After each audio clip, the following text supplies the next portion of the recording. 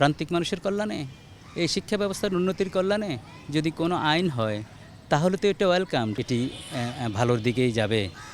শিক্ষকরা শিক্ষার উপরেই মনোনিবেশ করবে, পাঠদানের উপর মনোনিবেশ করবে, তারা রেগুলার ক্লাসে যাবে।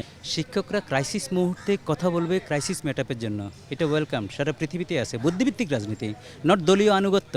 আমাদের দলীয় আনুগত্যের রাজনীতি করতে গিয়ে সব প্রফেশন নষ্ট হয়েছে, শুধু শিক্ষকতা না।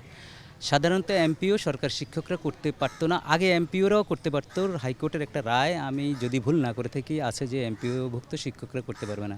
এখন উনি যদি সব শিক্ষককে ইনক্লুড করে কোনো আইন করে বা আরপিওতে সংযুক্ত করে, যেমন আপনি জানেন সরকারি কর্মচারীদের ক্ষেত্রে আরপিওতে এটা বিধান আছে, ওরা পারবে না।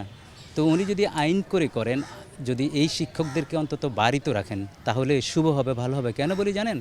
বিশ্ববিদ্যালয়ের শিক্ষকগণ ভিসি হওয়ার জন্য সরাসরি রাজনীতি করে, সরাসরি আনুগত্য করে, সরাসরি দলীয় স্লোগান দেয়।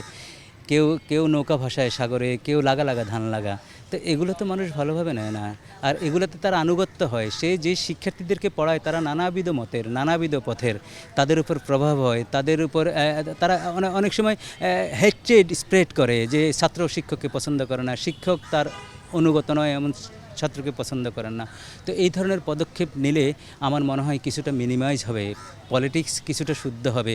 শিক্ষকরা তাদের গবেষণামূলক কাজে যাবে এবং লেখনির মাধ্যমে, বই পুস্তক প্রকাশের মাধ্যমে সমাজের নানাবিধ অসঙ্গতি সঙ্গতি তুলে ধরবে রাজনীতিবিদদের জন্য, যে কোনটা ভালো কোনটা খারাপ। তো আমি মনে করি যে ইয়েস, মুদ্রা কথা, এটি ভালোর দিকেই যাবে। শিক্ষকরা শিক্ষার উপরেই মনোনিবেশ করবে, পাঠদানের উপর মনোনিবেশ করবে, তারা রেগুলার ক্লাসে যাবে। আপনি রাজনীতি তো ফুল টাইম, সমাজ সেবা, আপনি আমার ট্যাক্সের টাকাও নেবেন বেতন হিসাবে, সেখানেও আপনি ফুল টাইমের কথা বলছেন, এখানেও ফুল টাইমের কথা, তাহলে আপনি কি করবেন? এটা একটা কনফ্লিক্ট হয়ে যায়। এটা তো সাধারণ লোক বুঝতে এত কষ্ট হওয়ার কথা না। আমাদের ট্যাক্সের টাকাই তো এই চলে, বিশ্ববিদ্যালয় বলেন, যত শিক্ষা প্রতিষ্ঠান বলেন, আর বেসরকারি যেটা গড়ে ওঠে ওইটা তো আমাদের টাকা, প্রান্তিক মানুষের টাকা।